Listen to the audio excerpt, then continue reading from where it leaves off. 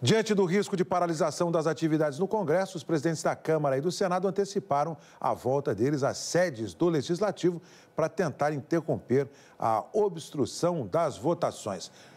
Conosco aqui no estúdio de Brasília, Gerson Camarote, análise política. Camarote, bom dia.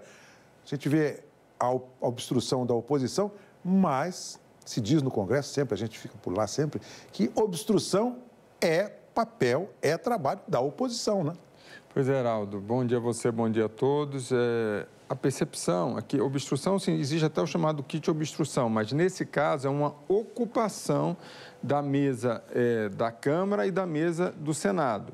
Então, é um impedimento do funcionamento, não é por via regimental, é por via física. Então, é uma ação física, uma ocupação física desses parlamentares de oposição. Por isso, tanta contrariedade, tanto dos presidentes da Câmara, deputado Hugo Mota, e do Senado, Davi Alcolumbre. A percepção é que é uma tentativa de emparedar o Congresso Nacional, deixar refém o Congresso Nacional.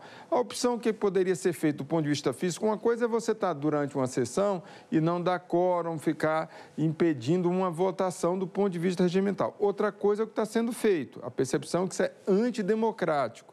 Poderia ter uma medida de força, chamar a Polícia Legislativa ou transferir para uma sessão para um outro plenário, mas esse tipo de desfecho seria muito ruim para a imagem do Congresso.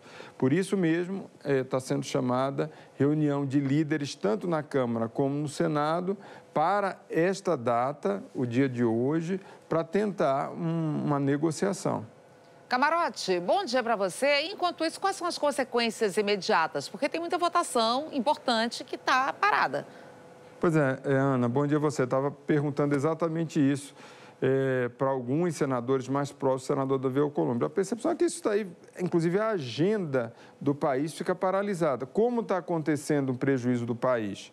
Pelo tarifaço, como uma medida de sanção ao país, ao Brasil, está prejudicando empresas, a gente estava ouvindo agora há pouco a Miriam Leitão falar sobre isso.